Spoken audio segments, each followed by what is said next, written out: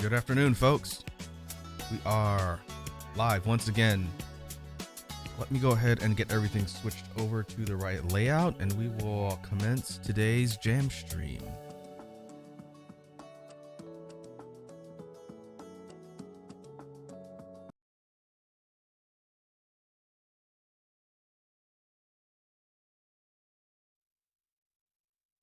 All right.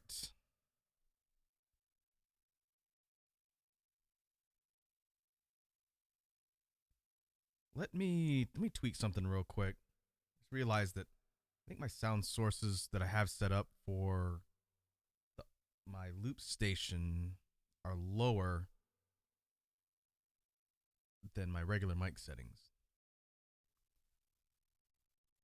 I think what I'll do is I'm going to use this setting for when we're just talking and going through stuff, and then when I switch to actual BGM creation, I will enable my other source for the 505. So let me see where this one is set to playback. Put on a real simple loop that I made before we started the stream.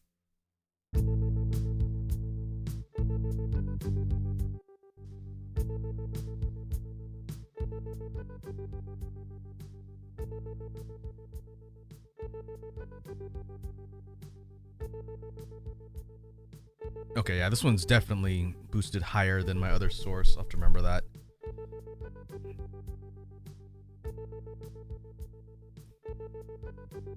That's okay. As long as it's audible when we switch everything over, then we should be okay. So it has been a hot minute since we've done one of these jam streams. Originally, we were going to be doing this session last weekend, but then I moved it to today. And then, thanks to work shenanigans, I had to move the start time back a little bit. But we are here now. And as far as the material I wanted to go over today, I thought a bit about it over the last few days. And I think I want to continue the discussion from previous streams about basics. Maybe try and come up with some kind of new topics within the realm of basics as it relates to beatboxing that we can talk through. And then we'll apply that to kind of practicing and drills. And then once we do that for a little bit, we'll dedicate the rest of the time in the jam session for brainstorming BGM ideas. And so real quick, let me test my wheel.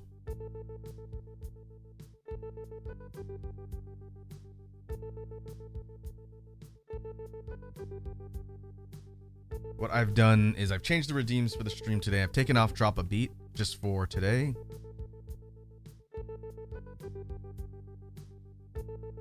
And I've reinstated the Wheel of Styles.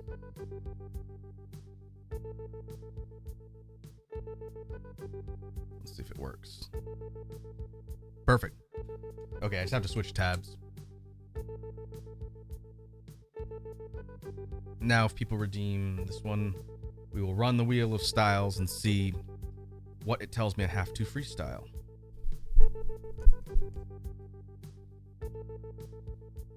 Okay, we can go ahead and stop the background loop for now. And so before we get into the discussion, technique, and sound theory portion of the stream, let us run through some warm-ups, get the blood flowing. And then we will move on from there. And this would be a good chance for me to sound check my settings here with the loop station. So let's go ahead and get started.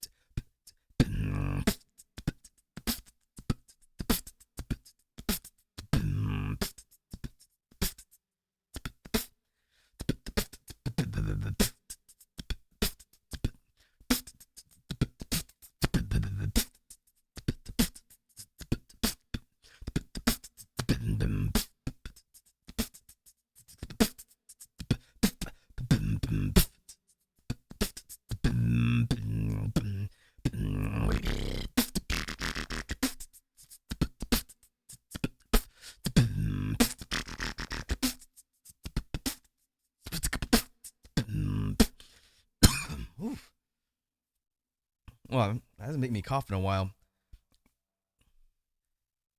Let's back it up a bit.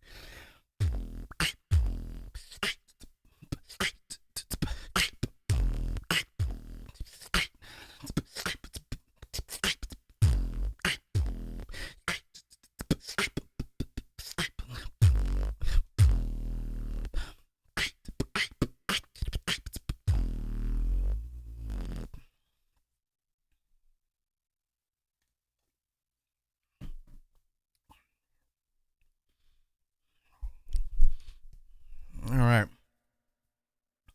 I think that's the first time in the entirety of the couple years I've been doing these jam streams and I've been practicing where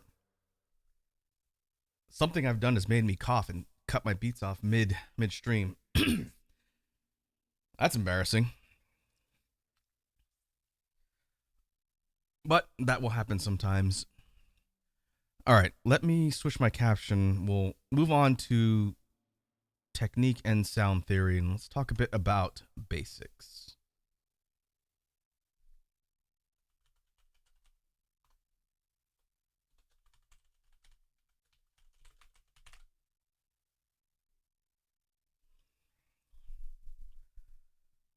And so, for the continued discussion based on previous streams where we've talked a little bit about the basic elements in the Beatbox toolkit, things that people that are just starting, all the way up to people that are very advanced, all the way up to the people that are pros. The idea of practicing basics and kind of reinforcing that foundation when it comes to the tool set in beatboxing is always relevant. And what I mean by that is you can never get so proficient or so good to the point where you don't have to worry about basics. I think for people like pros out in the beatbox scene that have been doing it for 10, 15, 20 years, they probably don't have to think about it as much, but that doesn't mean they don't emphasize practicing things at a basic level, even when they're very, very advanced in their competency. And I think I've quoted a few people out in the scene, but one of my favorite beatboxers is from France, last year's GBB winner, 2023. I actually haven't seen 2023. I think the year before that. But Collapse has always mentioned in his streams and his content that the idea of practicing basics is really important no matter where you are in your journey in learning beatboxing. And I think that's really true. A lot of times when people are learning and figuring out what kind of stuff is out there technique wise, it's really easy to gravitate towards the really advanced techniques like complex basses or even learning things like the lip roll and inward lip roll. And there's nothing wrong with that. but like I've always told people when they've asked my thoughts, if you focus on a mastery of the basics as you're learning and just getting comfortable with all the techniques that go into beatboxing, then when it comes time to branch out into the more advanced things, it'll be a lot easier if you have that foundation.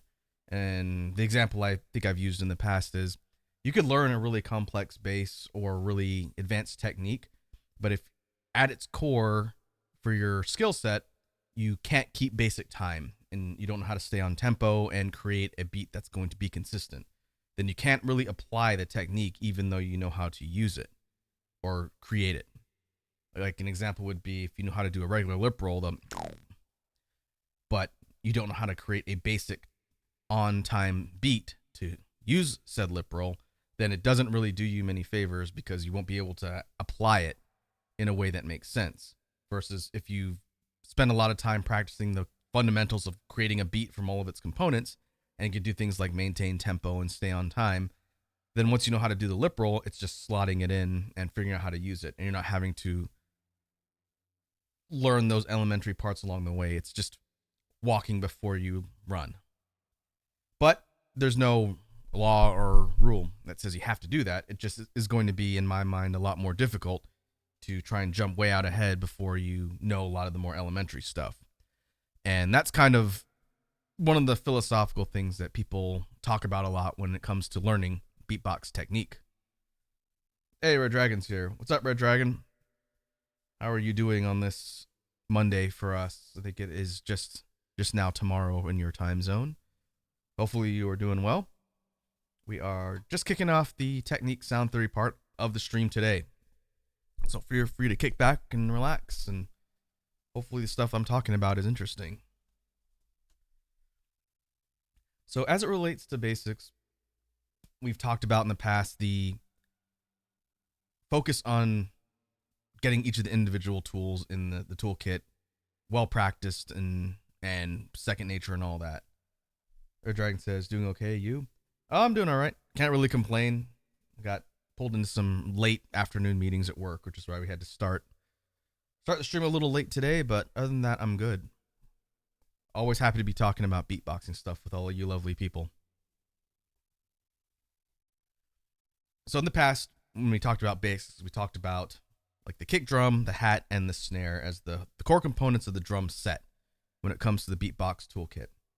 And rather than rehash all that and basically talk about the stuff I talked about in previous streams, instead I wanted to sort of take that idea one step further and say, okay, if we're practicing, what do I want to do drill-wise and practice-wise that's going to let me apply the concepts of the toolkit in a way that's going to be meaningful and actually help me get better?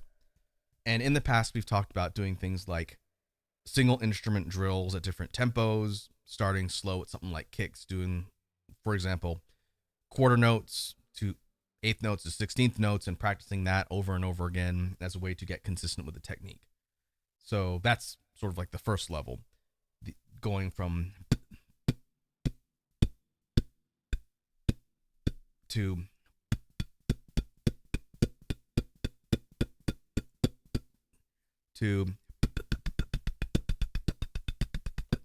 that's triplets, I think. If you're doing straight 16s, be much harder.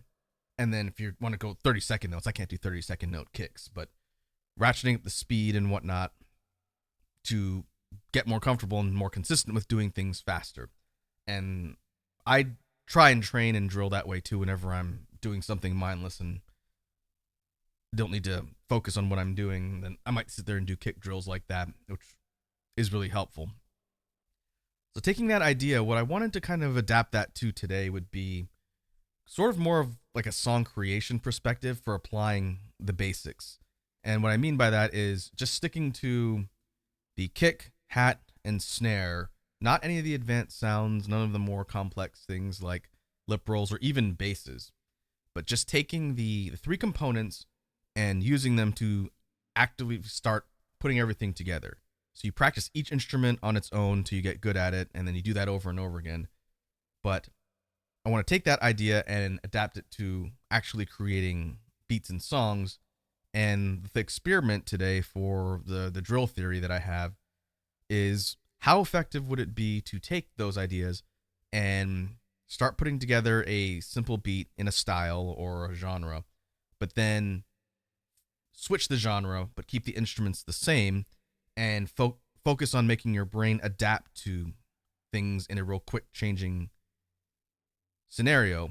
So rather than just saying, I'm going to do like a rock beat, it's more like I'm going to do a rock beat for several bars, and then I'm switching to a hip hop beat or an EDM or electronic type beat, but keeping the instrument set the same. So it's going to be identical instruments. Maybe we switch out a snare or something as part of the exercise, but the core thing is taking the instrument set and adapting it on the fly. And we haven't really done that particular type of drill up till now, which is why I wanted to test it out today on the stream and talk about it. So if we did, let's map out what we want to do, and then I'll actively try and drill it out and see how it actually works in practice.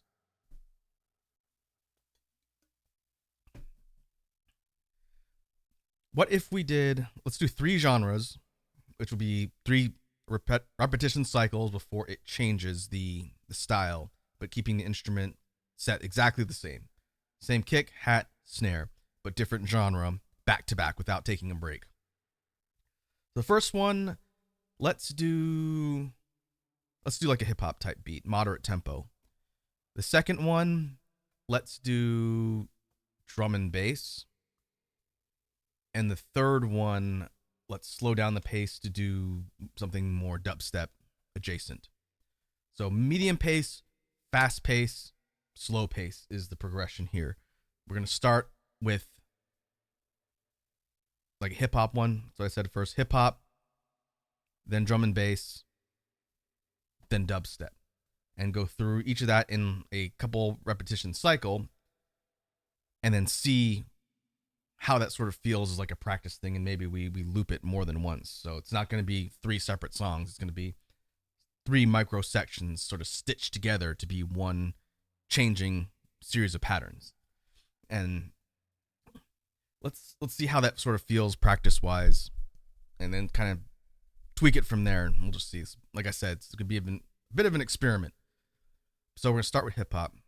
So rather than do like a real complicated intro or anything like we do for a routine, we're just going to start with the beat, cycle through it a few times, and then we're going to switch to drum and bass, and then switch to dubstep. So let's see, medium tempo hip hop bass, not bass, hip hop beat would be something like.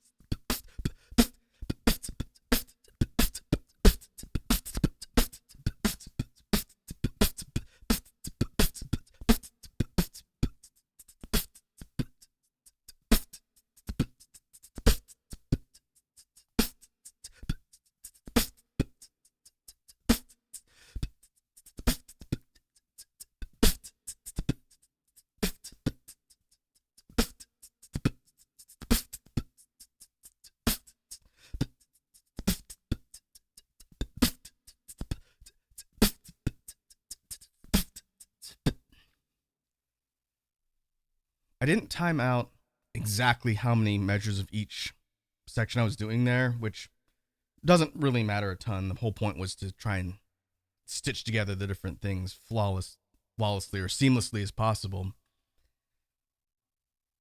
Interestingly enough, just in that very simple example of 3 styles moving between the 2 with the exact same instrument set, the biggest challenge in my brain as I was doing those was trying to keep it to a basic pattern.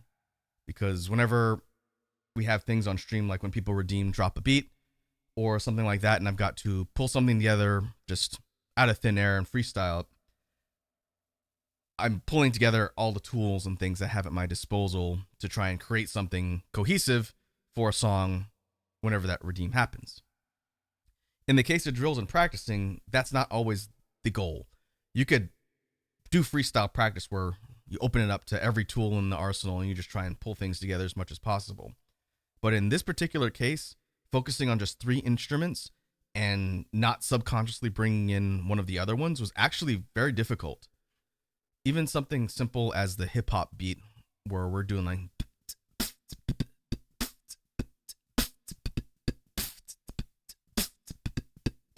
something like that, just without focusing my brain on the task at hand, the temptation to start mixing in other sounds like the zip, which I use in a lot of things, or lip rolls, or a technicality chain, or something like that I'm just so used to having. I had to consciously force myself to not do that just to keep doing the same thing over and over again. And I think that's actually pretty beneficial when it comes to keeping your brain on task. Being able to adapt and freestyle all sorts of different things is very useful when it comes to creating things on the fly, for sure. But if you're trying to practice and you want to be focused in what you're doing, being able to keep your brain on task and let your mouth, as it were, sort of autopilot, I think that is something that is worth training, just because the reverse, when you're using your brain to be dynamic and thinking about all sorts of different things and letting your mouth go on autopilot, it's going to be as equally beneficial. And that's not really something I thought would happen. I figured it would just be kind of mindless. You know, I'd sit there and just autopilot, just over and over again for the hip hop portion, but without devoting specific brain power to staying on just that rhythm with those instruments, that was actually difficult, like I said, because my brain wanted to start mixing up all of the other tools that I have and start creating more complexity, but that's not the point of the exercise. Likewise, when we switched to the drum and bass rhythm, which was much faster, at first the biggest thing in my brain was, okay, I got to adjust to the faster tempo and then keep on time and keep everything consistent. But then once we had the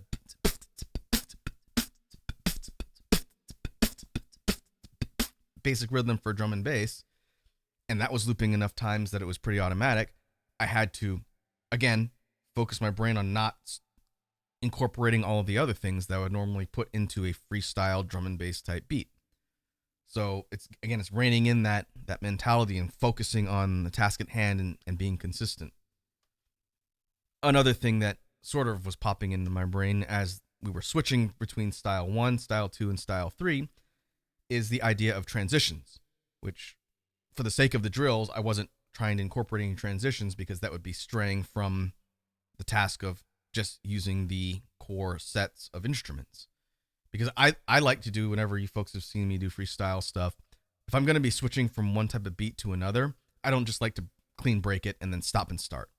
You can do that, but it's a little bit jarring to the ear. So if we're doing something like a transition from one style to another, then I will put in some sort of filler, be it technicality or combination of sounds that's going to segue into the next one a bit more smoothly.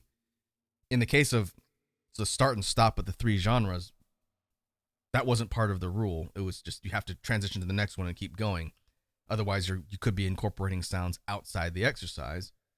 And so in my brain, I'm thinking, okay, I got to switch to the next one, but not make it an elaborate transition, musical transition that's going to go into the next one and then start the next style. And that was hard. That was surprisingly difficult to kind of break that habit and force myself to just start and stop.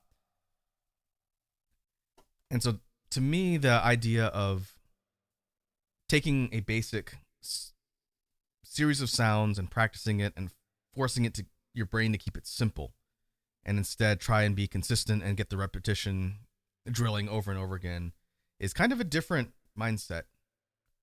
And I kind of want to explore that a little bit more in the future and see how we can kind of build on that idea for creating, a beneficial type of practicing.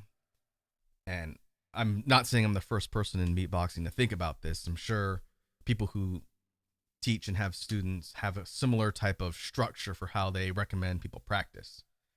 These jam stream sessions are kind of just a chance for me to kick ideas around and see, for those who might be interested in learning and just bouncing ideas off of people and saying, does this idea work? Does it help? Does it not help? Etc.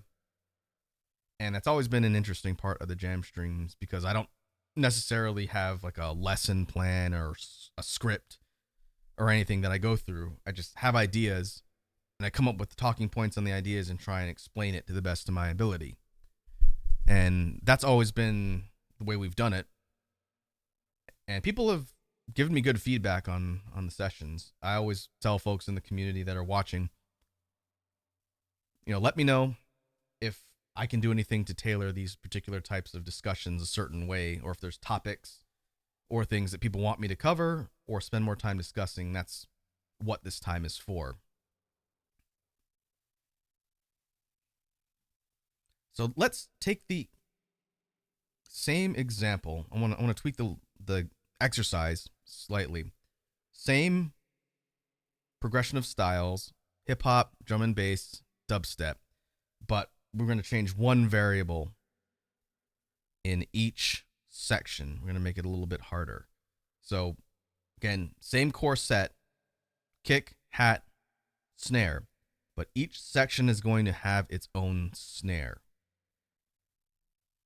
Everything else is going to be the same. And so the first one, I'm going to do inward K for the hip hop one.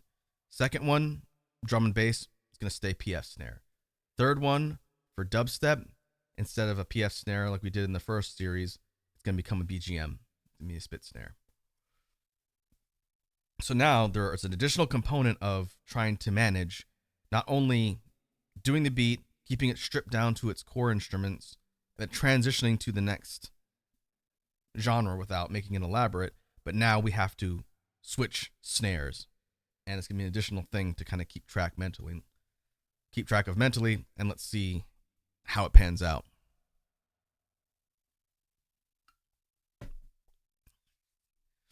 All right, so the first one, hip hop. Again, I'm not going to keep a strict time on how much of each repetition I'm doing, but I'm going to try and be somewhat consistent. We'll see if it works. So the first one, hip hop, inward K snare.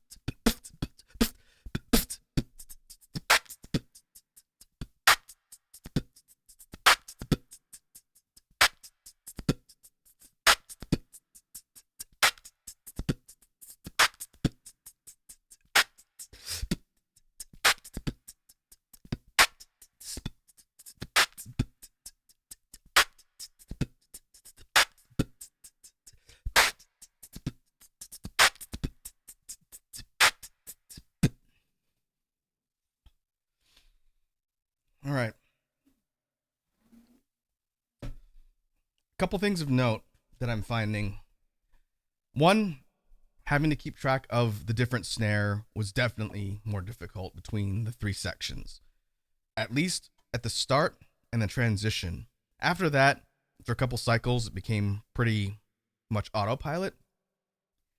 But having to consciously be aware of the snare instrument being used was something that I had to think about, in addition to forcing myself to stay on task and keeping the rhythm unchanged and simple. What I found on the first one was pretty much just managing the snare and keeping on time. That was it. The second one was unchanged from the first exercise with the drum and bass. Didn't really have too much issue with that one. The third one, though, the dubstep one, was easily the toughest for the simple reason in that I had to worry about breathing differently for that one. And one thing I didn't think about when it comes to how these sort of training exercises and drills would work is the idea of air regulation and breathing. Something we've talked about a lot whenever we're looking at technique and all that. The rhythm itself, the doesn't require a ton of air. In fact, it requires very little. Some for the kick, a little bit for the BGM, and a negligible amount for the hat. But because I was doing just the rhythm on its own, back to back, over and over again, I wasn't able to mix in other sounds that would allow me to regulate my air like I'm used to. So instead, I'm running pretty much off of one set of lungs worth of air until I had to stop and breathe, versus constructing a fully fleshed out pattern or routine. You structure things in there and allow you to regulate your air on the fly instead of having to just go without breathing, stop, continue. And I found it increasingly difficult for that particular rhythm to manage my air. So you probably heard me in the example, stopping and taking a breath and then having to kind of irregularly force in breaths in different spots. And that was not really something I expected. I guess in doing it with the PF snare, it felt like I had more control over how much air I was using and how much air I needed. But as soon as I switched to doing the BGM spit snare, it sort of went out the window as far as where I felt like I could easily regulate my breathing. Because if I was doing that as a fully fleshed out pattern or routine, I probably would have mixed in something like inward lip rolls or something that's going to allow me to intake air in between the different parts of the rhythm. But you can't do that when you're just repeating it over and over again. You have to either structure your breaths in a spot that's not going to be too jarring to stop the beat, or you're at the mercy of whenever your air runs out and you have to take a breath. So it feels much less controlled.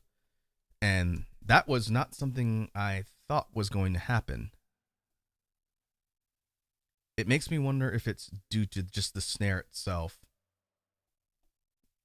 I do feel like the BGM of those three in the example, compared to the inward K, PF, and with the BGM, that one requires the most physical exertion, I feel like. And I guess for the inward K, it's not really a matter of air because it's also an intake technique.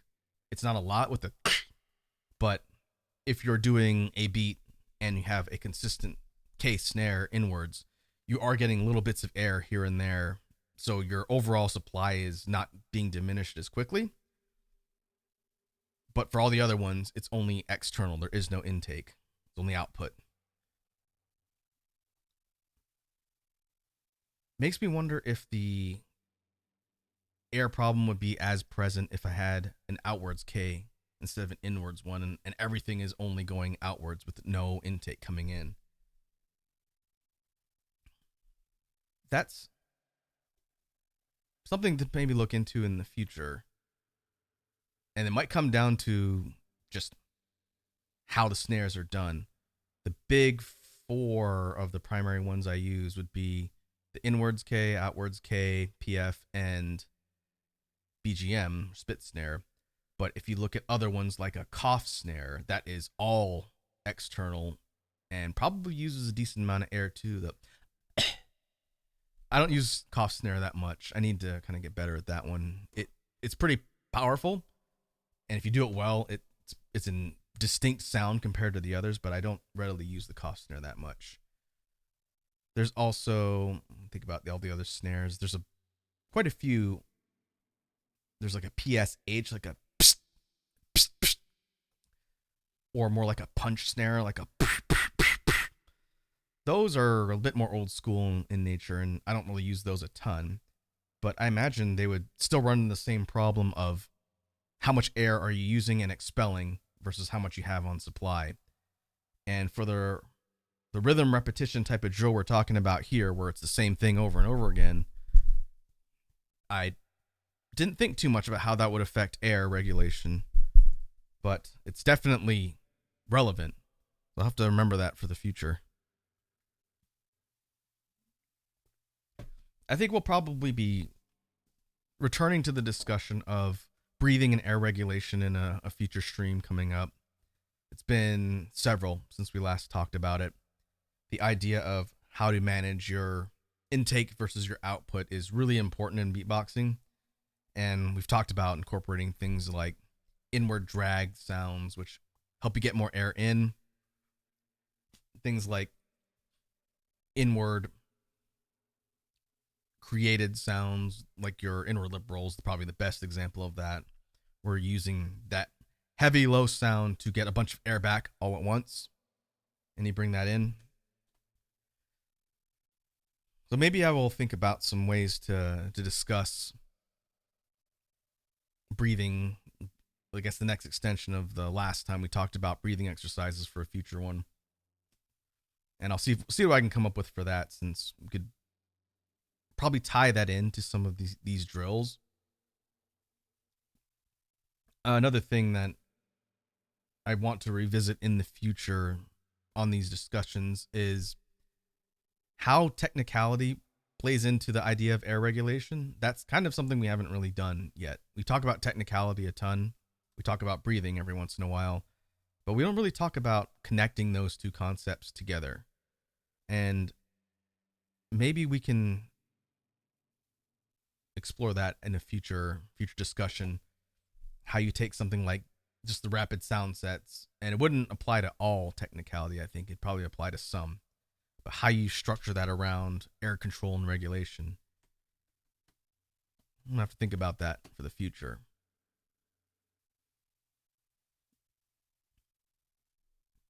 All right. So to sort of summarize the whole discussion about repetition and drills when it comes to basics that we've talked about here, I think it's a good idea to force yourself to keep your drills simple. I'm going to play with that idea a little bit more offline, and I'll report back in the future and see if I have any more thoughts on the idea of simplified repetition instead of complex repetition. I guess that would be the biggest comparison, right? You can have a really complex beat that you've put together or pattern, and your drill is doing that over and over again, which is much more advanced. But for people that are just getting into beatbox and you're just learning, I think practicing the core sounds in a simple beat and forcing your brain to not start adding complexity is pretty beneficial. I could tell just because of how much I had to physically focus just to do the two examples we did here on stream today. So we'll put kind of a note in the file for the future when figuring out how we can tackle repetition drills. So hopefully that was at least a somewhat interesting explanation, since we haven't really talked about it like that in previous streams. But more to come.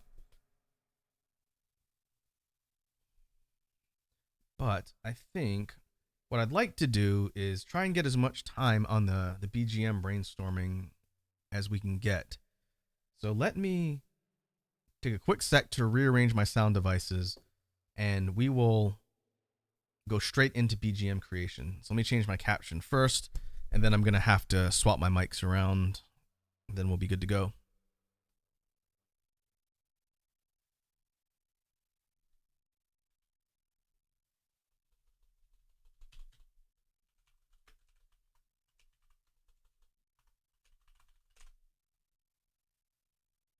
All right, there's that.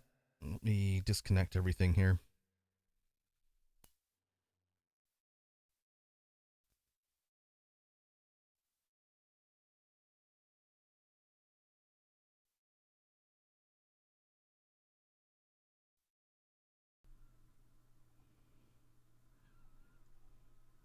All right. So this is going to come in a little louder, and now I know why. It's because my main mic settings are a little bit higher than my loop station settings. But now we should be able to hear everything on mic. Now if I unmute this.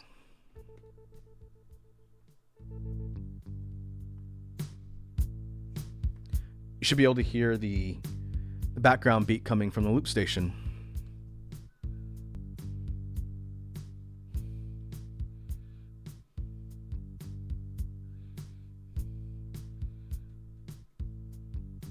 Okay, can take off the mic boost since my mic is not plugged into the loop station itself. And let's clear this off and turn on the synth.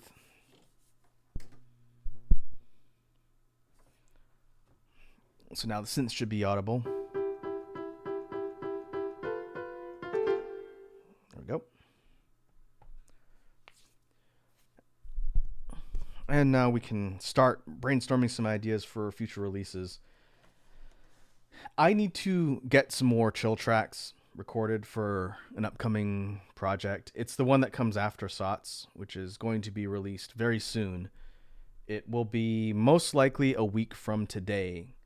It'll be the release launch stream for SOTS, but I haven't got it 100% confirmed yet. I think we're good. This is going to be on Memorial Day, holiday for those of us here in the States. But right now, the release is tentatively planned for the 27th of May. And I'll talk about it a bit more, and I'll probably put up like a promo thing this week to remind people, since I think it's been like 2 or 3 months since the initial teaser announcement. But once SOTS is out, the next project is tentatively scheduled for late summer. And I don't really have a whole lot I can talk about yet on that one, but it's going to be a chill release. Similar to Neon Night Lounge. I know I've mentioned that before. It's going to be more kind of down-tempo, mellow type of BGM collection. And the goal is to get that out before the end of summer. So to that end, I want to try and record some stuff that we can use for that release. And I'm thinking kind of a lower tempo, maybe kind of jazz adjacent type beat. I also wouldn't mind trying to see if we can get some lo-fi hip hop type stuff. That's a style I really like, but I'm not good at reproducing. But for this first one, let's see what we can come up with a simple rhythm. So I'm going to look over here on my synth, and let's start with maybe like the jazz percussion set.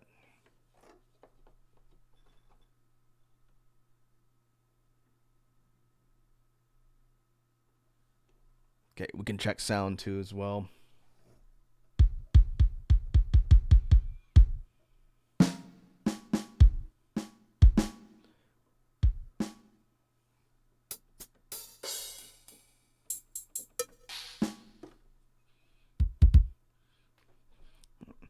Okay, so this is the jazz tool set, or drum kit rather.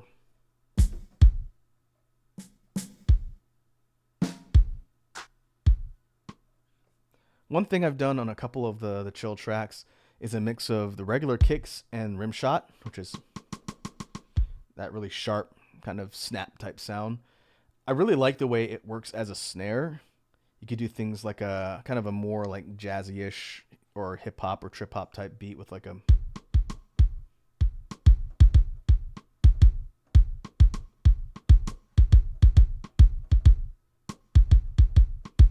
So I'm thinking we do kind of a variation on that, but flesh out the rest of the instruments using some of the other toolkits and not just stick with the jazz one. Since I know there's a rim shot in every toolkit that's got drums, every percussion toolkit, but they sound slightly different. So maybe we can layer in some of the other snares and other rim shot types to not just make it sound like it's one instrument set. So first, let's establish the rhythm.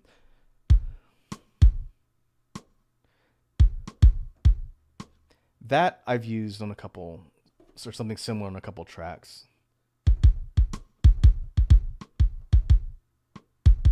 We could do something a little bit faster, but still sticking with kind of a slow, hip-hop-ish type pace.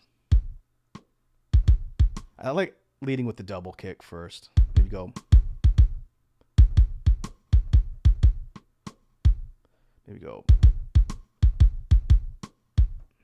And then we cycle it from there. Let's try that. Let's loop it and see how it sounds.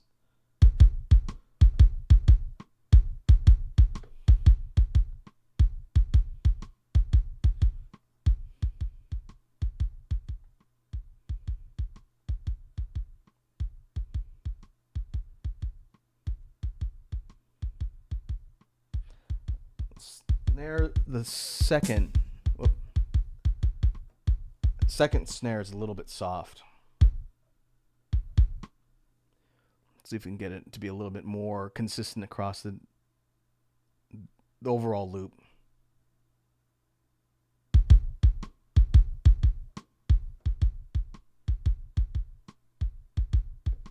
Better. I'm going to keep the playback about here. Let me know if I need to up it at all on the loop. I don't want to be too loud, otherwise you won't be able to hear me talking.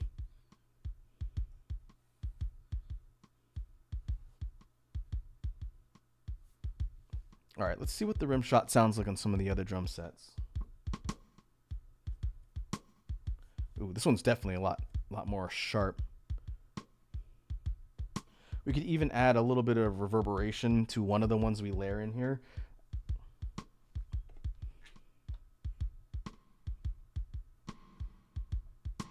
That's a lot of reverb.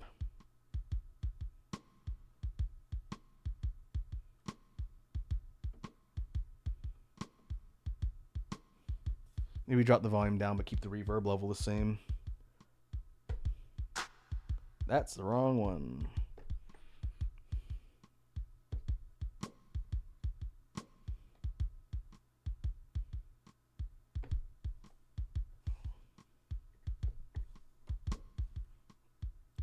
We also want to line out so it doesn't sound like it's double clicking on the rim shot itself.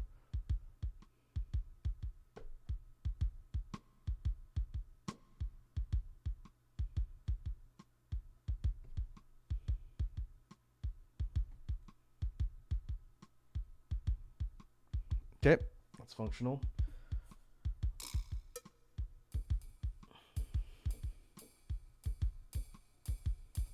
Now let's add a additional hat.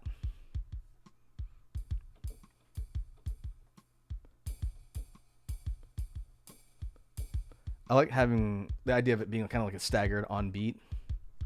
We get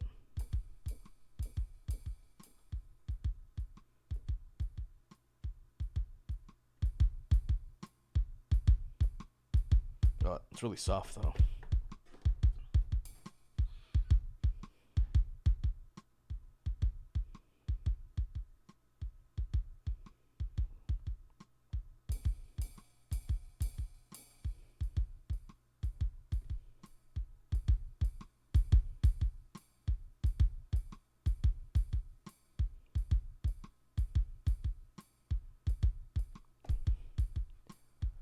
Pretty faint, but you should still be able to hear the really slight metallic sound of the cymbal in the background.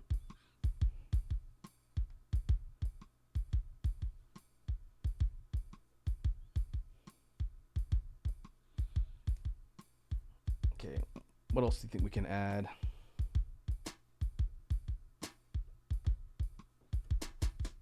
This is still the brush drum kit.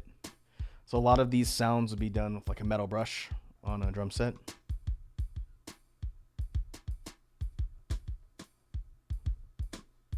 Oh, this one, I don't think I've ever used this snare sound before. It's a real sharp hit, kind of like a real quick sting hit with the brush. Might have to remember that for future ones. We could layer it in a little bit lower, I think, if we wanted to add it to this one.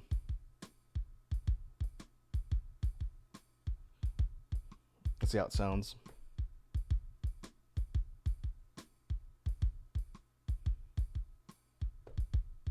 Very subtle. You almost can't hear it. You can hear it if you turn the volume way up and listen, but it's just a slight additional push on the snare in addition to the rim shot, which I don't dislike. We can keep that there. All right, now let's do bass line.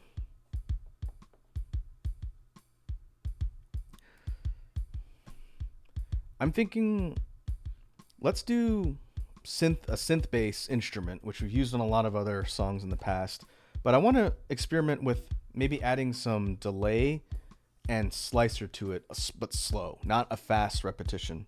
So first, let's turn on guitar to bass to give it a bit more of a low end boost.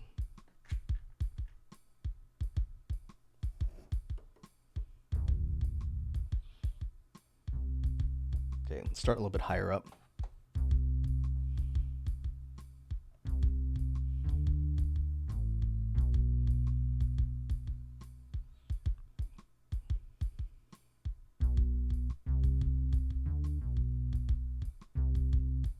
Yeah, I think like starting on C here.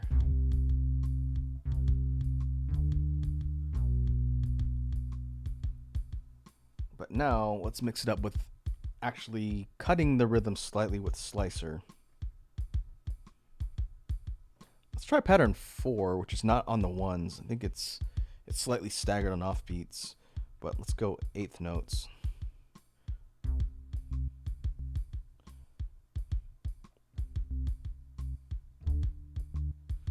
Oh, it really kind of cuts the volume out on that pattern. About pattern 1 again. That's more like what I wanted.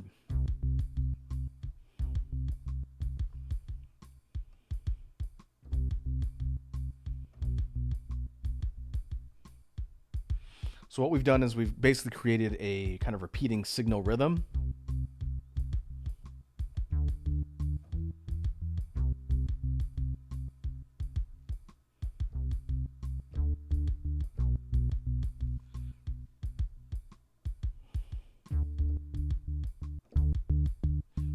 If we up the intensity on the slicer effect, we can make it really sound like it's pausing, but I don't think I like the way that sounds. I'd rather it be a little more soft.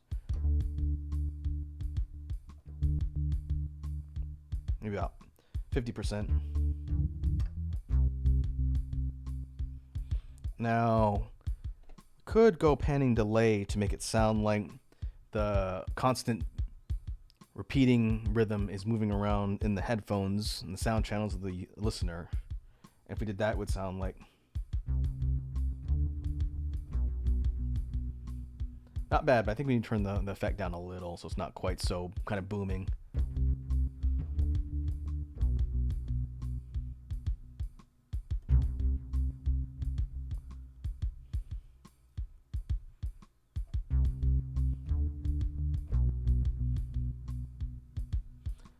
Kind of like that as the rhythm and the progression. Very simple, like 3-note bass line, but we have it sort of start and stop. So there's some empty spots to let the beat just play on its own.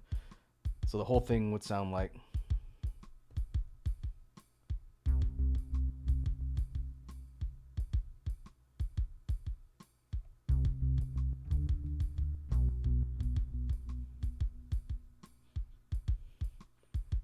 And then we leave some empty spot at the end so it's not looping back to back.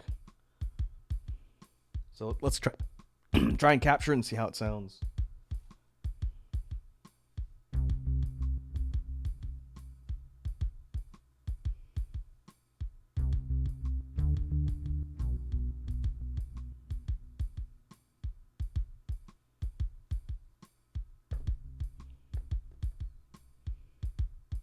Now repeat.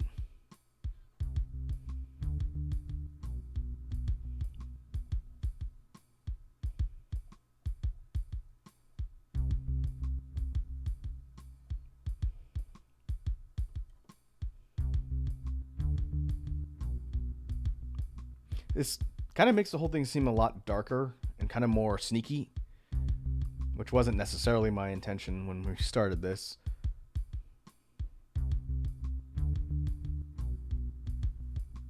But it's an interesting vibe, so I say we run with it.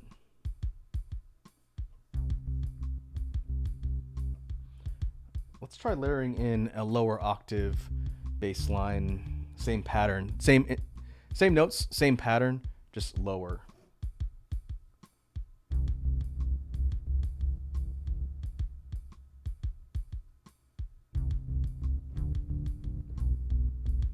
This is with a slightly different bass. I think it's too low now.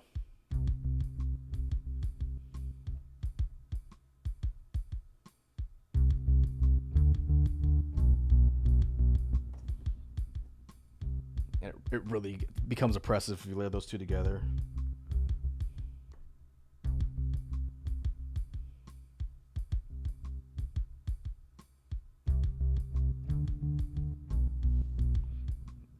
Lower volume sounds a bit better. Let's try it.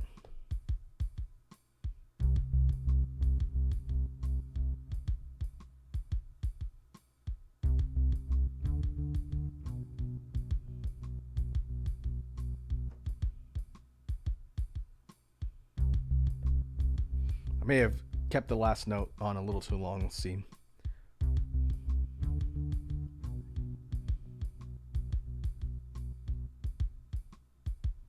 I think it's okay. It's a little bit longer, but there still gives enough room at the end of the loop to let it breathe a bit.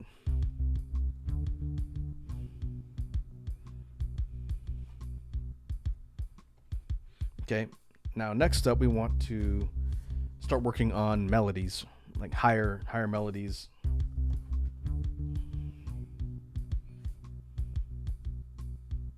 Well, let's see. We could go for some effects on 329. I don't think I've used synth 329 on a ton of these more like lower tempo kind of chill tracks.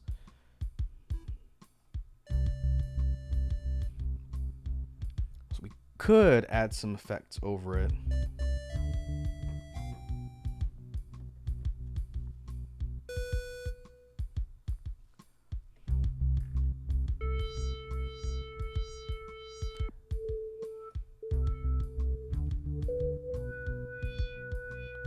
Throwing a filter over 329 kind of gives it this interesting sort of almost not quite as wavery as a theremin, but kind of like a theremin adjacent type of sound.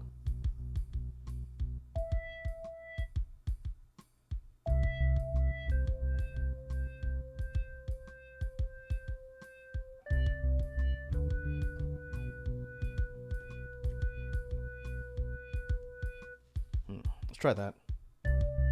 Nope. Start on E.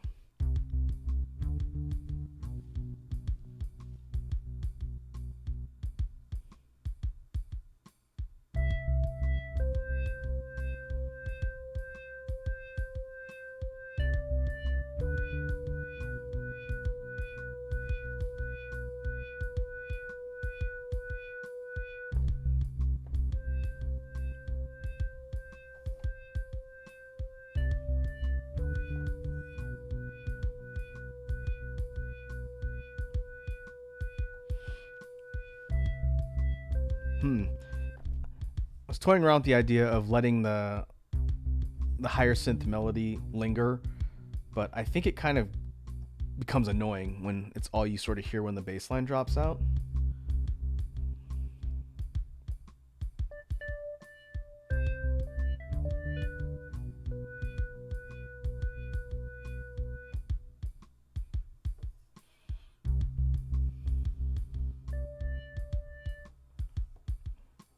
All right, let's see what else we can add to this to give it kind of more of an interesting effect. We tried delay.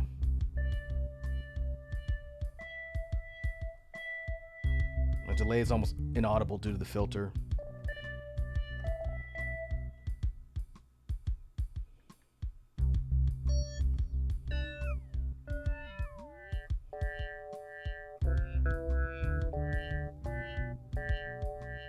This is ring modulator. This is an effect we haven't used recently at all.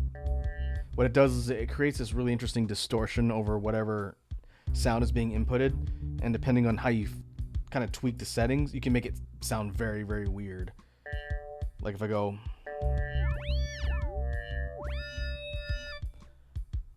you can make it sound like it's almost like a signal distortion, or if you just leave it on one setting, don't move the knob around, then it just sounds like it's got a certain type of distortion filter and doesn't have like an oscillation to it. It almost harmonizes it a little too, which is kind of weird. It's like it duplicates and layers the sound and then sort of changes the way it actually generates.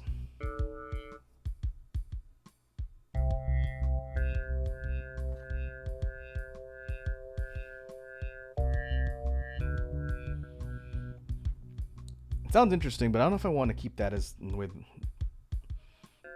on the actual synth itself.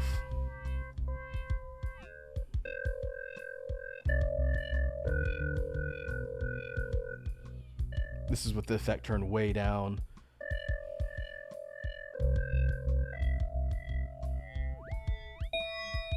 And way up. It basically turns into a high pitch frequency.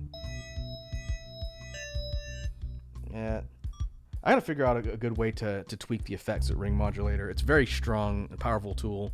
I just never use it. Alright, what else we got?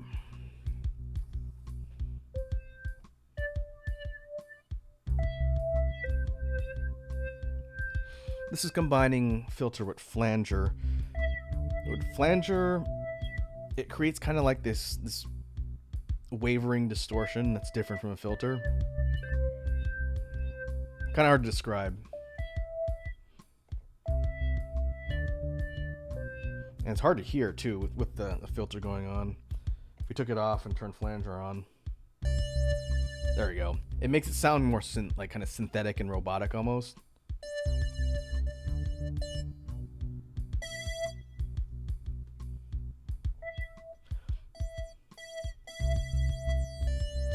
Actually, I don't dislike the way that sounds. What if we set that up with Slicer?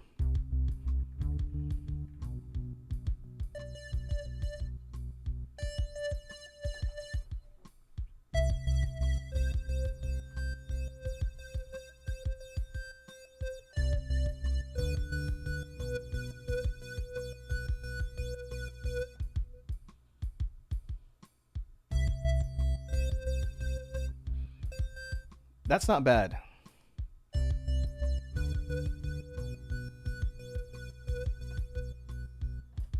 I think what I'm going to do is I'm going to fade the volume out so we don't have the synth sustained and we keep the silence break.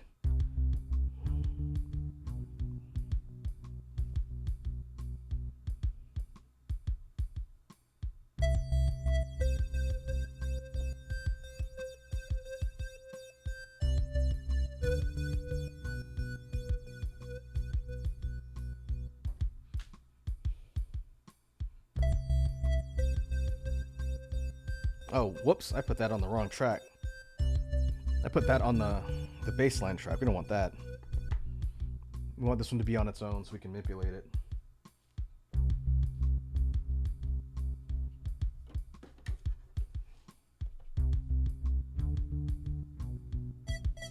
Alright, let's try that again.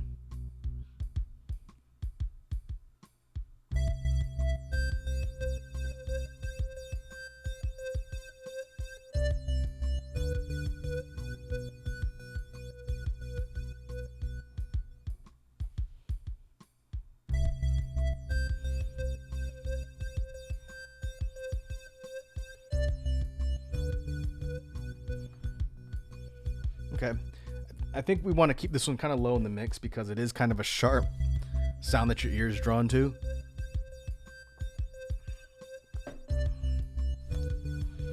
And I think if we kind of pair it with some more instruments to kind of bolster it, it'll make it sound a little bit less kind of distracting to the ear.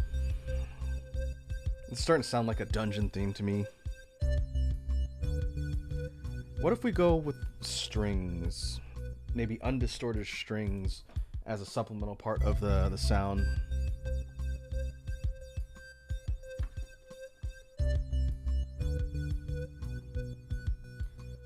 Maybe go for chords.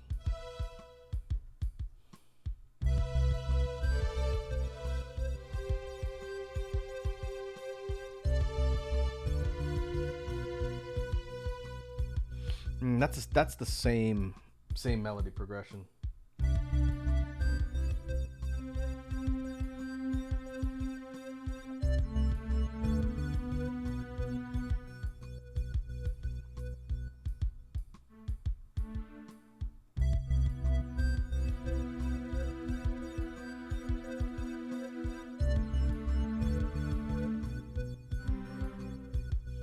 I was thinking about doing like a single sustained chord note.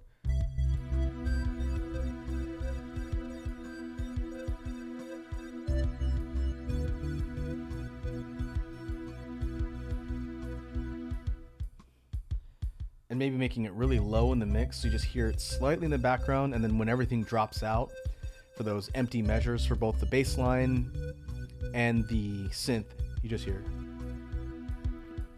Let's see if that works.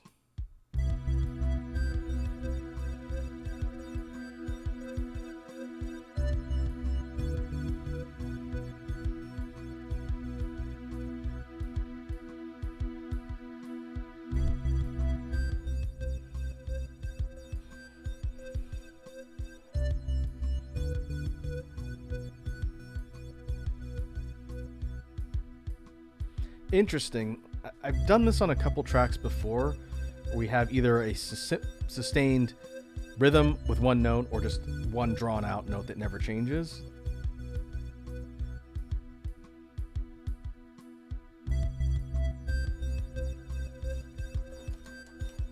I think it's got to be really subtle though.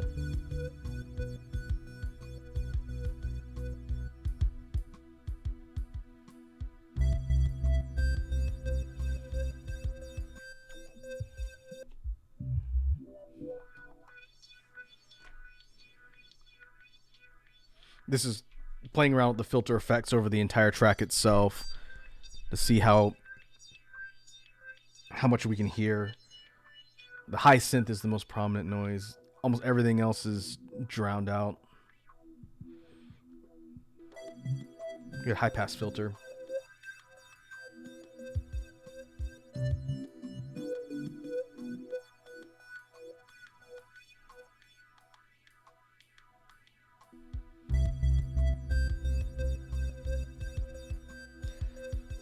Let's go ahead and save our progress so far.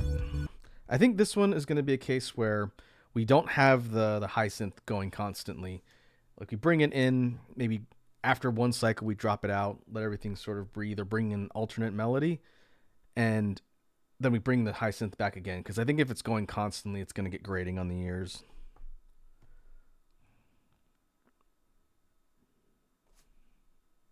So to that end, we still have one open track that we can add something to. But if we think about the rhythm and the bass line,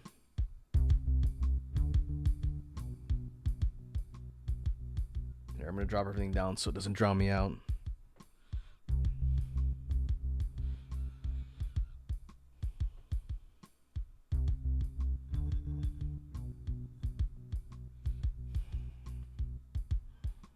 Now we bring in the high synth.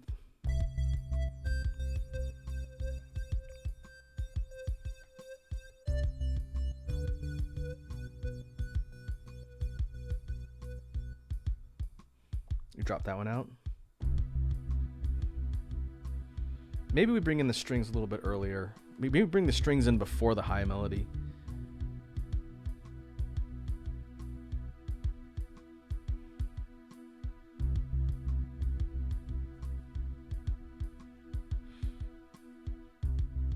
I think in the mix itself, we would have the bass line be a bit louder so that it's always prominent. You never lose the bass line. But I kind of like the idea of the sustained strings as a chord.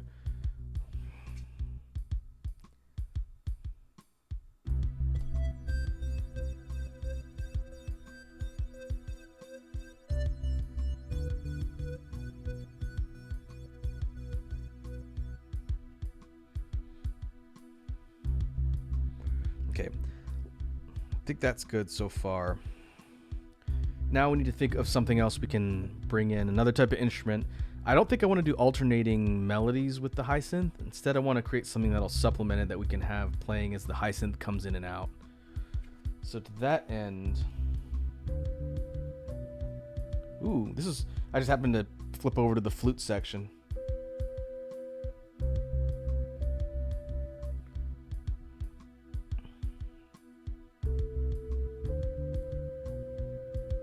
This is ocarina.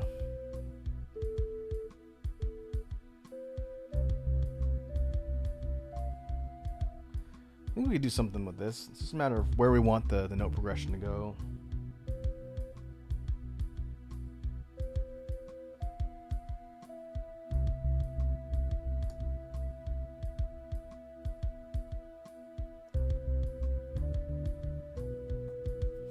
We could do a slight variation on the melody. What's that? A clash.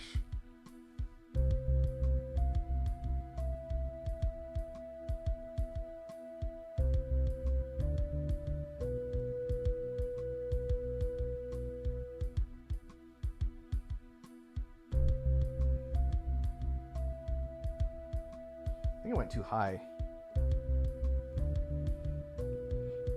But it almost works.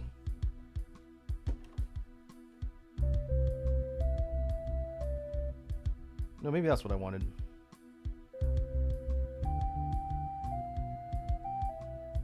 Ooh, that going one step higher might sound better.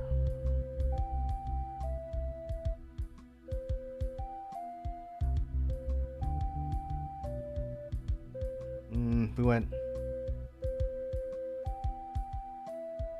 That's just the NBC melody. We don't want to do that. I don't want to get sued.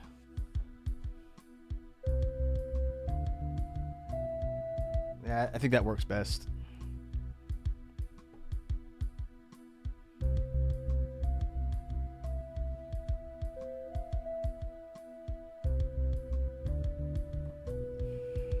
Okay. Real simple, like ocarina melody. No filters, no effects, just an ocarina by itself. But the question is, when you pair that with the other really prominent high synth at 329, what's it sound like? Let's find out.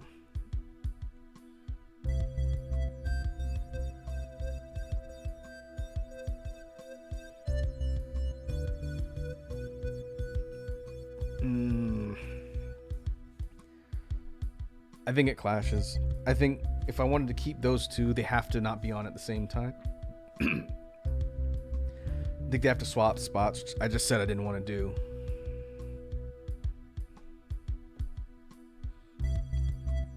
I think it could still work. I think it could still work because with the sustained single note chord in the background, it's never completely silent.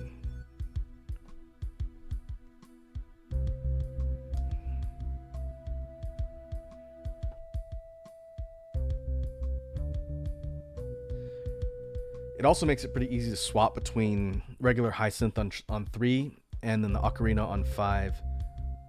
We could even do like a part B to the song where we lose the single note chord and we just let the ocarina sort of play out alongside the rhythm and bass. That's not a bad idea either. All right. Let's save our progress. Think about how we would actually structure this thing. I'm thinking bass line first.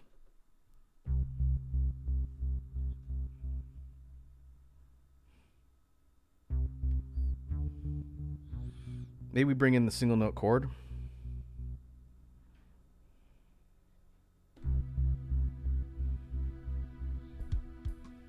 Bring in the rhythm.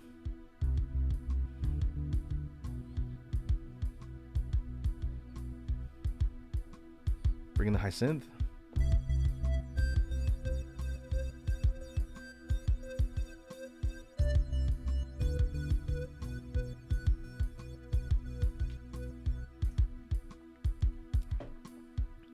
Let it repeat once. And now we get ready to swap. And we're going to drop out the single note chord as well. We have to fade it out.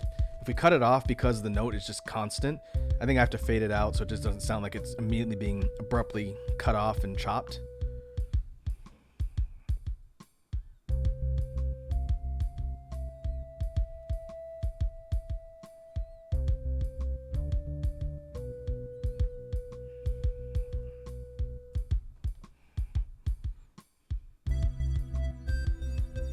And maybe we bounce back and forth between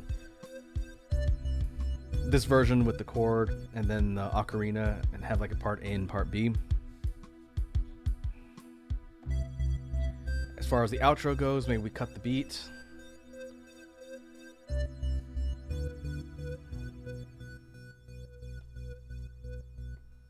And we end with either the bass line and the first high synth or just the high synth.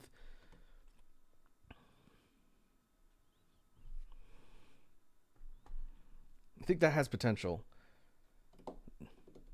So it might require a little bit of tweaking, but I think for kind of moody, dark, chill song, kind of got some kind of like ambient, trip hopish type stuff built in, which is kind of not what I was intending. I wanted to do something that was a little bit more like jazzy and kind of smooth.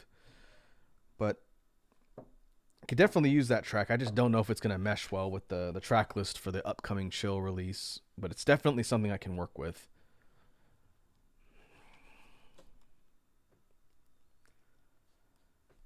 So we'll save that one. Let's work on another one. And we'll pick up the energy a little bit. I want to work on something that we can purpose into a track for Halloween. So something a bit more probably aggressive and spoopy. So let's go into a new track here.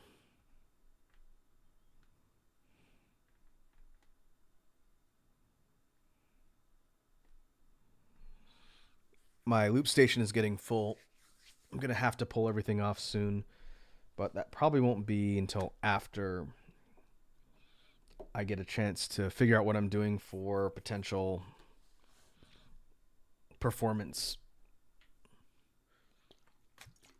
I mentioned a few streams ago, I remember if it was on a jam stream or a regular stream, that I want to do a DJ set with loop station BGM tracks as kind of like a thing for charity, for Extra Life. And right now, because I'm trying to get past the release for SOTS, I'm thinking about doing that sometime in June. We'll see. I need to finish putting together kind of a list of tracks that I'd like to have both here and on the main playlists that have been uploaded. So just to give you folks an idea of what I'm talking about, it would be a mix of loop tracks performed live, not created live, but performed and looped live from my loop station, mixed with tracks that I've already released that are uploaded on places like Spotify. So I would switch between, maybe not every single track, but I would switch back and forth between the loop station and the stream stuff, and it would be kind of one big collection of BGM tracks, quote unquote, performed live. And the stuff on the loop station would be things you folks have not heard. It'd either be stuff that's from upcoming releases or things that are brand new that I've recorded offline, and it'd be mixed in with things that we've released so far. So I'm probably thinking, just because the RPG stuff with Lost Kingdom and SOTS probably wouldn't mesh well with the rest of the tracks, it'd be probably a mix of things like the Halloween albums, the electronic albums, and maybe some of the stray tracks from the BGM collection releases. But I could foresee a lot of Blood Moon Rites, maybe 2 or 3 tracks from that, a couple from Far Future Days, maybe a couple from Titanium Forest. Maybe we mix in some kind of more chill stuff to kind of break up the energy a little bit. So maybe some of Lounge. But it'd be kind of like one big DJ set list of songs with a mix of me doing them live, which is one of the things I got to figure out. And then already released stuff that I can play back using like a Spotify sound source while I set up like the next track to be performed. And I'd like to be able to do that sometime soon, but I kind of want to get some assets created for it. So that's why I haven't committed to a date yet, but we'll see. But let's go ahead and clear this off and start anew with a different track. So I want to create something a bit more kind of aggressive because I need a track like that for the upcoming Halloween release.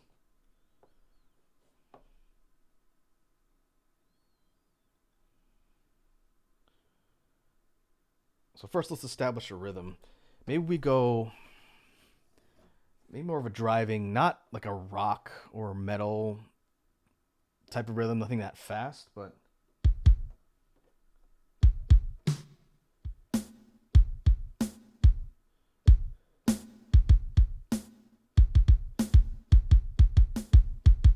I'm thinking kind of more of a rapid pace, but not like a, which is a polka rhythm now that I think about it.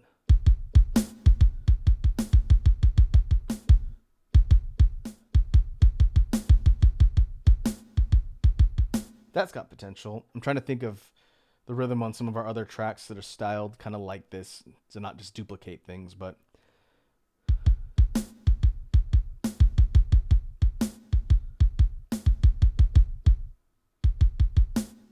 could do something like that. Yeah, we'll go kind of a more sharp snare. We could even mix in that one from the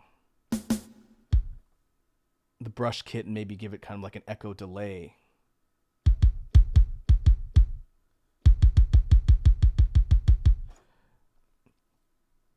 We could do rapid kicks. We could do constant kicks, which I don't think I've ever done on a song before where it's constant. Kind of like Murder for the drummer. Maybe not if you're using double pedals, but... All right, let's play with that. That's kind of a new idea. But we keep kind of like a driving tempo, and let's try and structure something around that. So we're going to use the kicks on this particular instrument set. This is one of the standard kits. And then we're going to go and grab some snares from some other ones. So this is going to be like...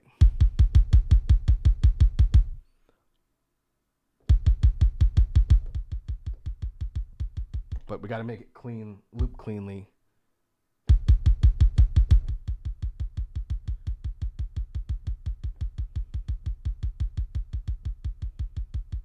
Let me slow it down a little.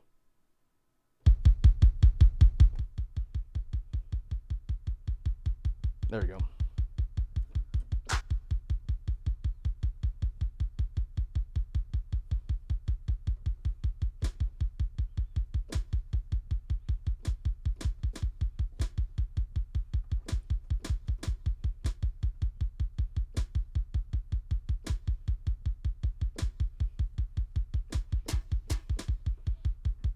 Now I feel like the brush snare is not sharp enough.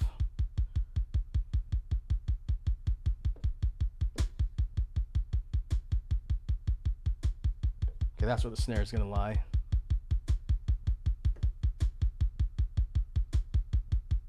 Ow. Oh, that's loud.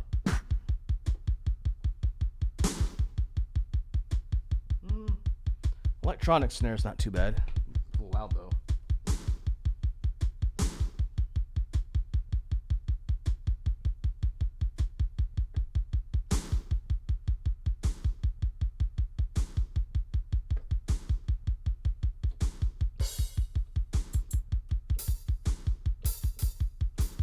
Okay, now let's add in a hat.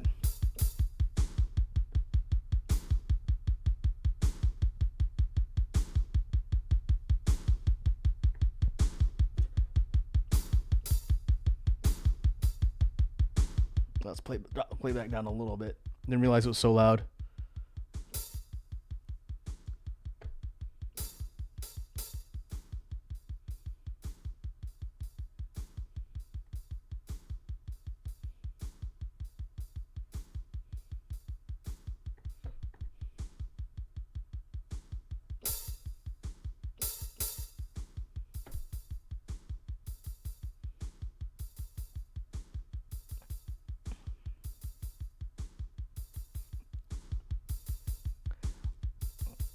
Huh.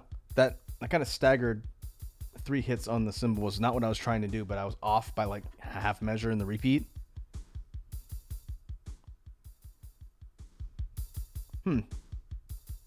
It's not terrible.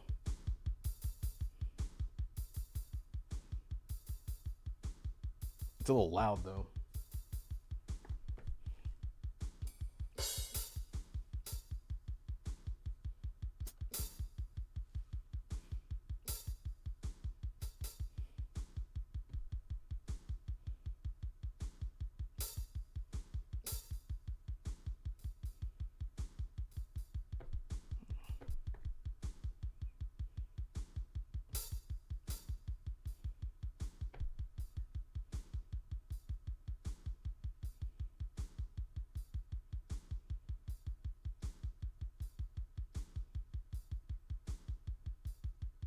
Okay, so there's one kind of in the middle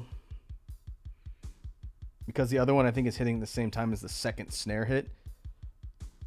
It's really faint. You can almost not hear it. Okay, let's keep that as the rhythm for now. Let's move on to bass line. Now I'm thinking we go see if we can adapt the electric guitar, but not kind of following the same tropes of the bass lines we've done on some of the other ones.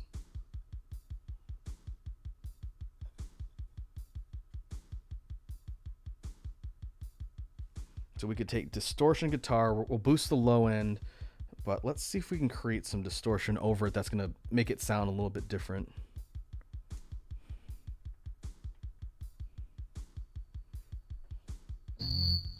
Ooh, this is ring modulator. That's actually not bad if we can cut out that high distortion.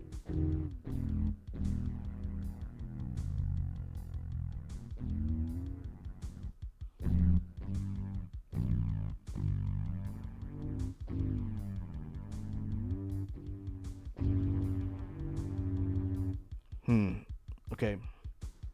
I do like what the effect's doing, but there's too much interference.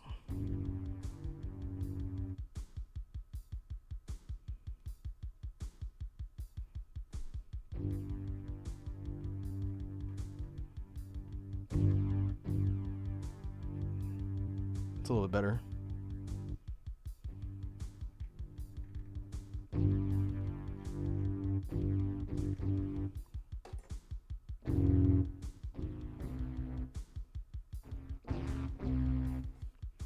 It is really kind of unpredictable what it does.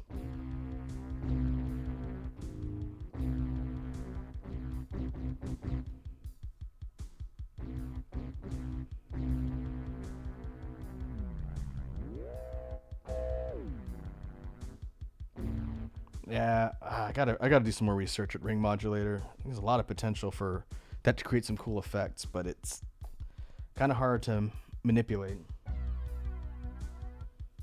Now, if we take flanger, which is a lot more straightforward, and we apply it, we get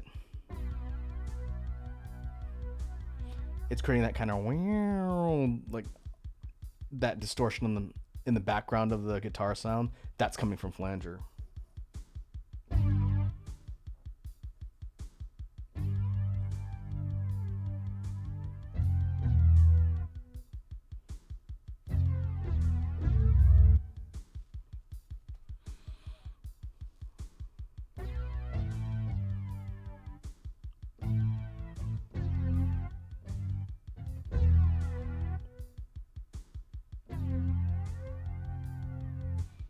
Okay, that seems like a good balance for the actual bass and the flanger distortion.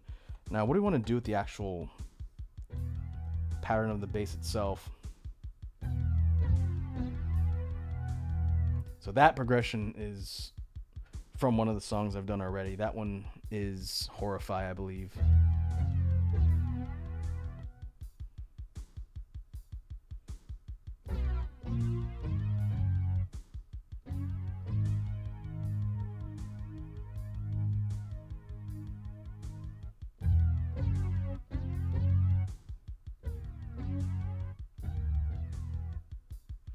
We could go for like an extending series of notes, which I haven't done on a ton of these.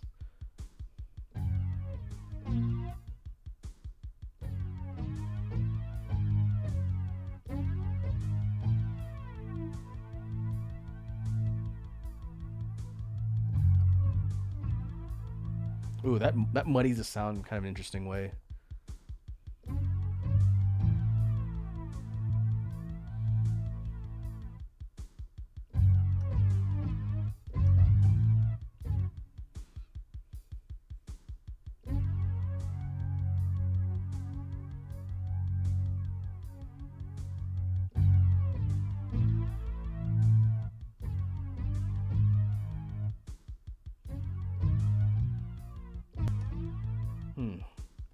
Playing around with note progressions here.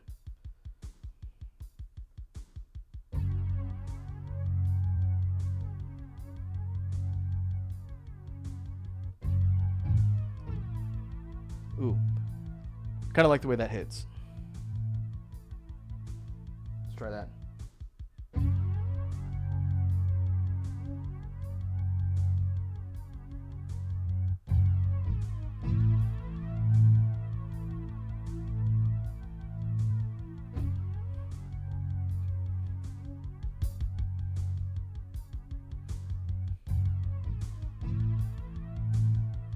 That's a very aggressive kind of mood when you put it together like that. I think that'll do for kind of the tone we're setting.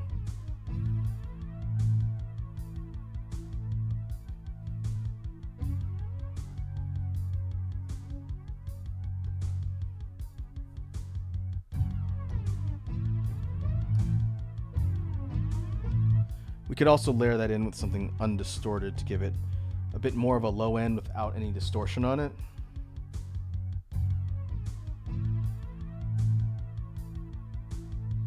Something like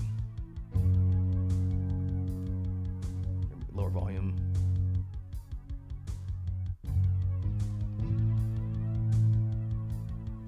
Maybe even lower volume.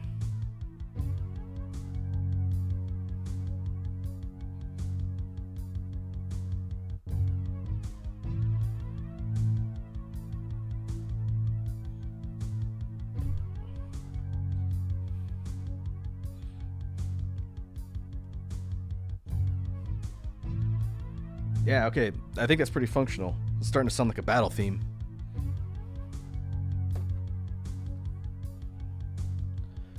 Now we need to go for a counter melody, something higher in the register.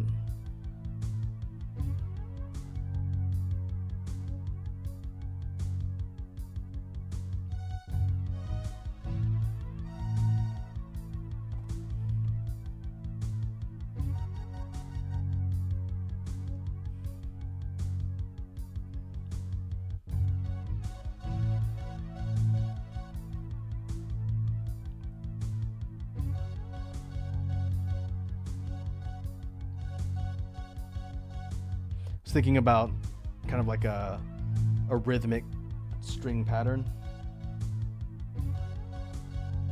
but I wonder why it's going off beat like that.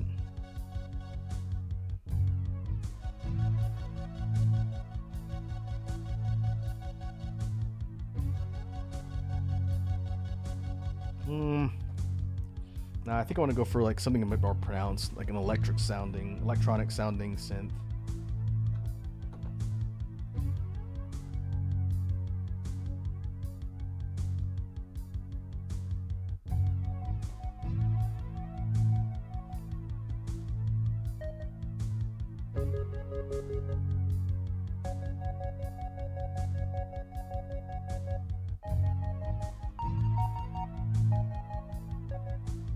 That's a possibility.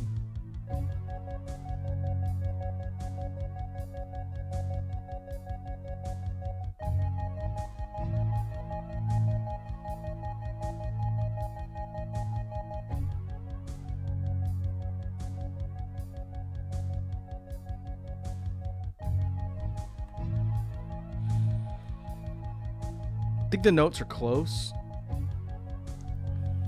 but I feel like there's not enough going on with the actual instrument itself.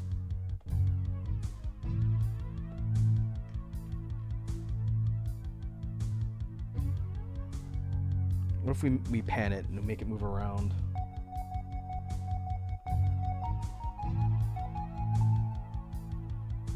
We could also play with the melody of the bass line. We jump it up a couple octaves and we add a couple notes around it.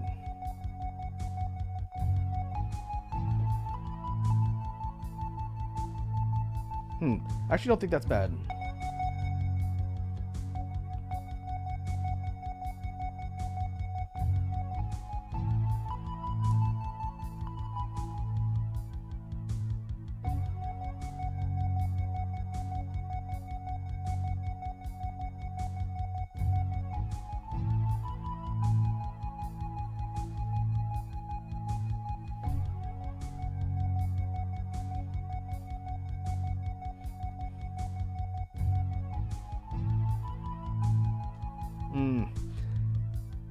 I think the final note is off.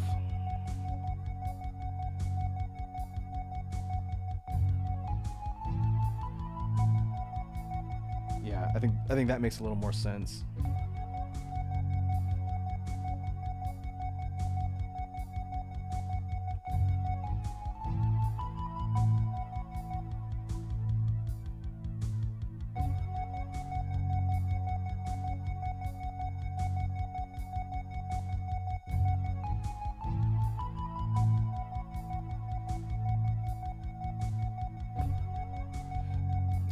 got that looped.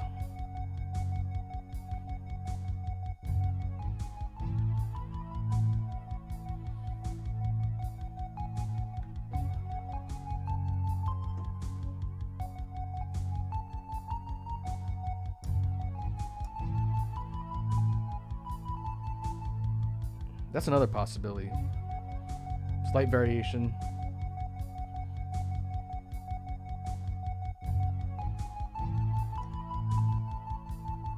I think I like that better. It stays up there instead of dropping all the way back down. Okay.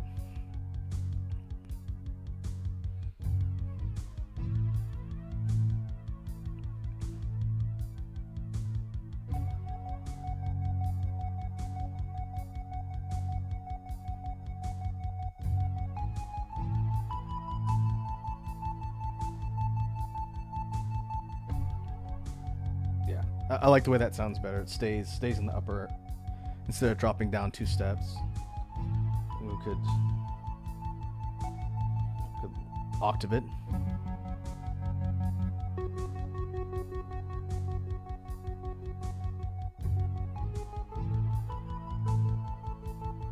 Go lower.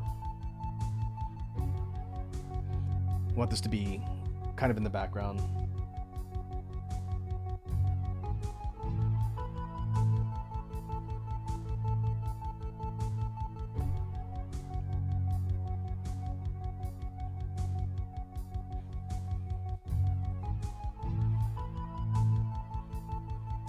Okay. Now we have a 4th track that we need to add in here. Maybe go chorus. The Halloween project's going to have kind of a lot more chorus type synths because of how thematically it works.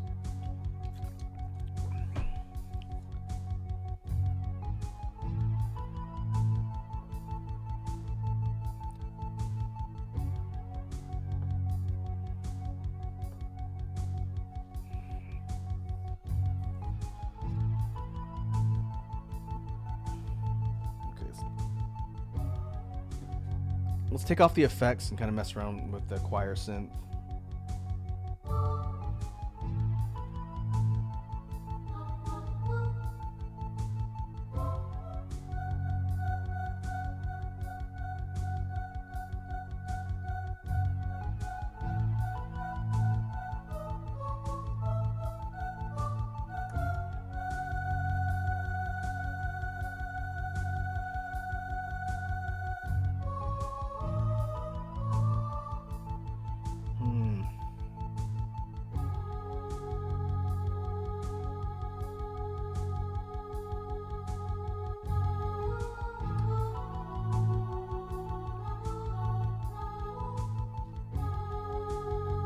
It's kind of like a harmonizing bit with the chorus. That's not bad.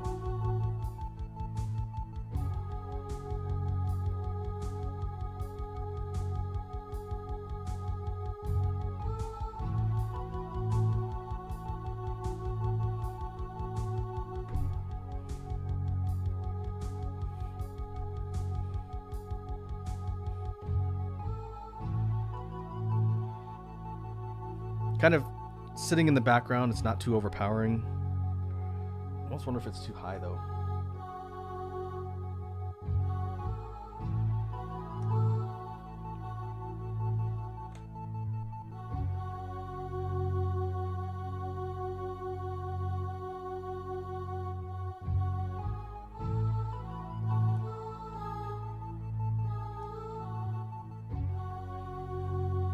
Might want to switch that around a little bit.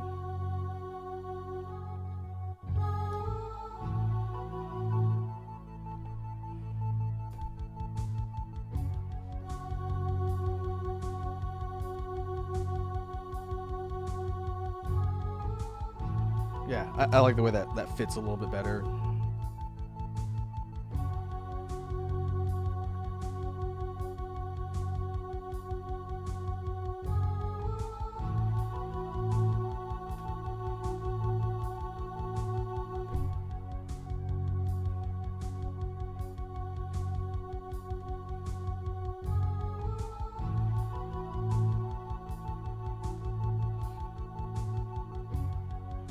I'm gonna re-record that. Volume was a little bit low on the capture.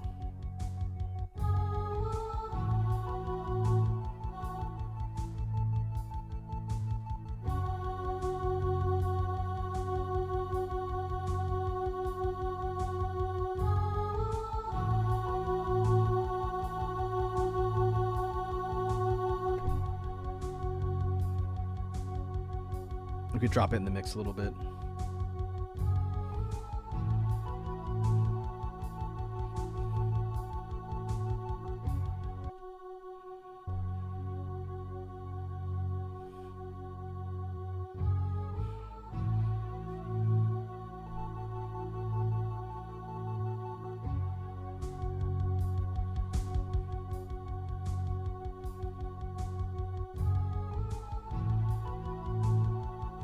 Okay, yeah. I think it definitely works a little bit better.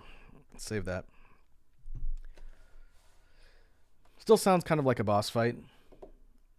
Definitely some sort of kind of conflict or some confrontation based on the style. If we really wanted to push it kind of over the top, we could go for organs. We have one open loop track left. Let's see how that sounds. I'm thinking kind of like church organs, something really kind of big and dramatic, like you hear in like a cathedral or like a grand church. I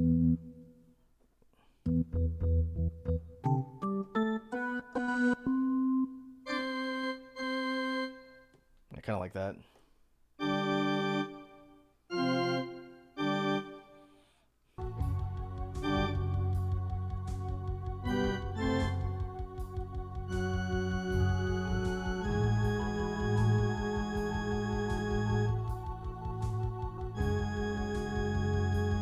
Wrong note.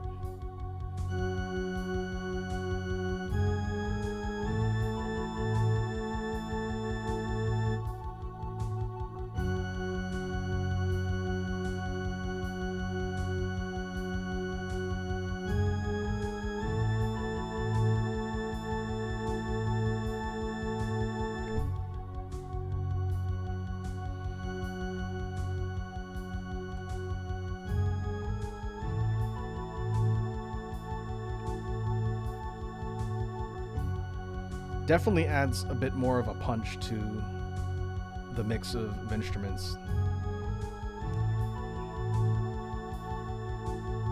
Almost competes with the chorus a little bit.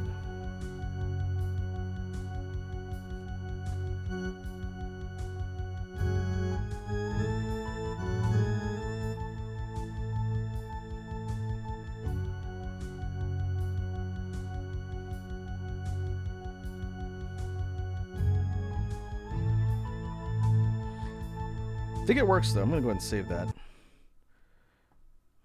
Maybe I gotta think a little bit if it makes sense to place that with the chorus synth or to have it swap. So we play everything at once, because the notes are very similar. It's just octave like one below.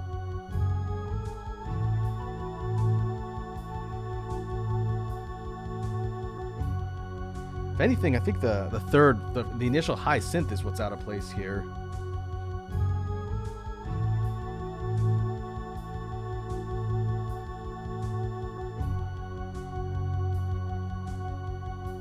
Let's listen to it with a little bit higher in the mix.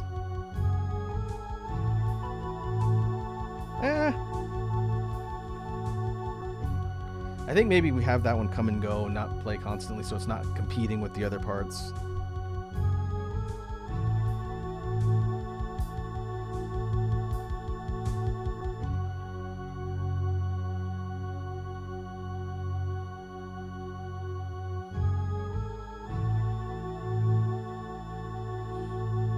Okay, I definitely think we have a pretty cohesive track. I know exactly what part of the release I can use something like this for. Kind of like a pivotal moment within the progression of tracks where something important is happening. It definitely has that, again, boss theme, kind of heavy, aggressive atmosphere to it, which was the intention. That's what I sought to do when we were creating this one. As far as how it would be performed, I'm thinking rather than keep the bass line isolated in the beginning, which I've done for a couple tracks, I think String Guillotine is definitely one of them. Sacrificial Search starts with the bass line and the rhythm. So maybe we go chorus and bass line to start. Did that start on the same note? They don't. Oh, it's the tail of the loop on the bass line. It's slightly off. That's okay. I'm okay with it starting slightly like a eighth beat staggered. Still sounds all right. So maybe we go.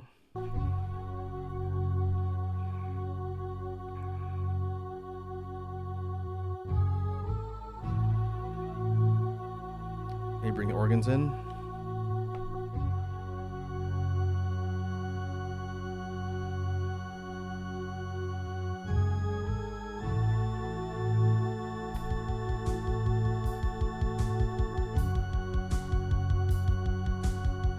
I'm thinking we bring in the beat kind of faded in and have it ramp up so that the listener. Everything's a little bit loud. The listener might not be expecting there to be an actual driving beat, thinking it might be just like a kind of like an organ based melodic song instead of something that has like a really aggressive driving beat. So I like the idea of the rhythm coming in a little bit later, kind of out of the blue. But let's see. Redo the progression here.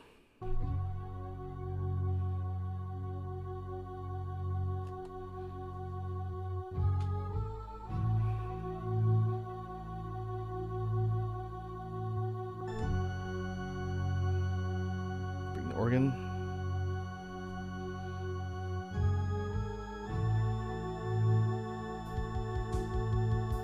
Bring in the beat.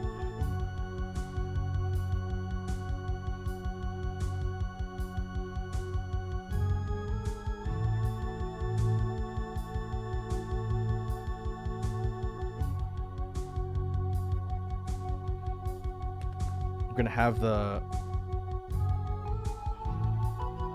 we have the high synth swap spots with the organ for a couple bars.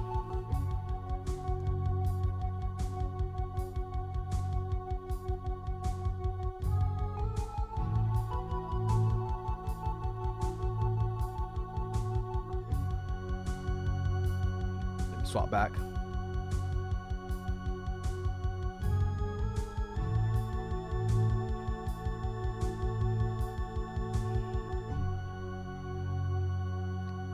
Maybe outro, we drop the beat out completely.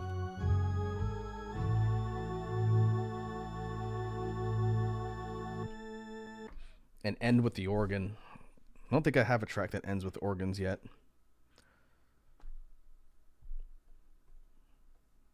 Okay. Yeah, I'm going to save the settings on that one. That one actually turned out probably the best of the two today as far as what I wanted. The chill one before, I think is fine. It was a little bit unexpected to how it ended up. But this one, this sort of dark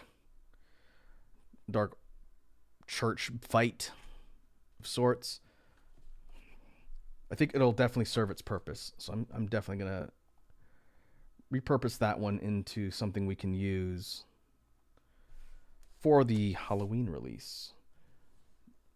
Based on what I've sort of planned, that the upcoming Halloween release is going to be bigger than last year's. I'm still trying to figure out how I'm going to do the artwork and the video for it. I've got some folks I need to talk to, but I've got some kind of big ideas. We'll just have to see how everything plays out. If everything works out the way I want, I think it's going to be pretty cool.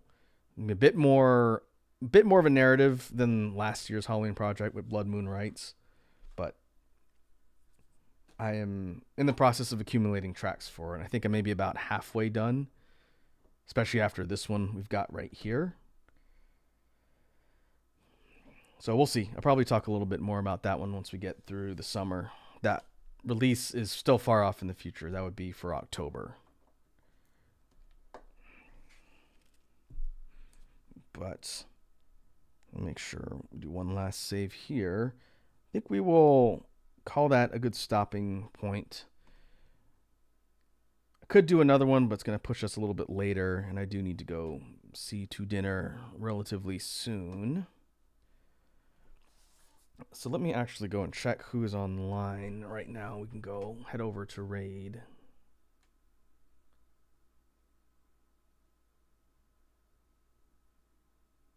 Let's see. Oh, hey, Banani's on. Let's go raid Banani. It's been a while. We don't usually stream at the same time. She's playing Bluey, the video game, huh? All right. Let me go ahead and queue everything up for that.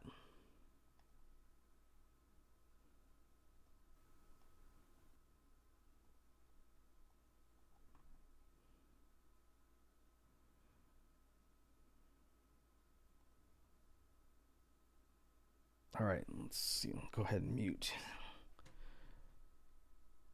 Stream audio. We'll go to outro.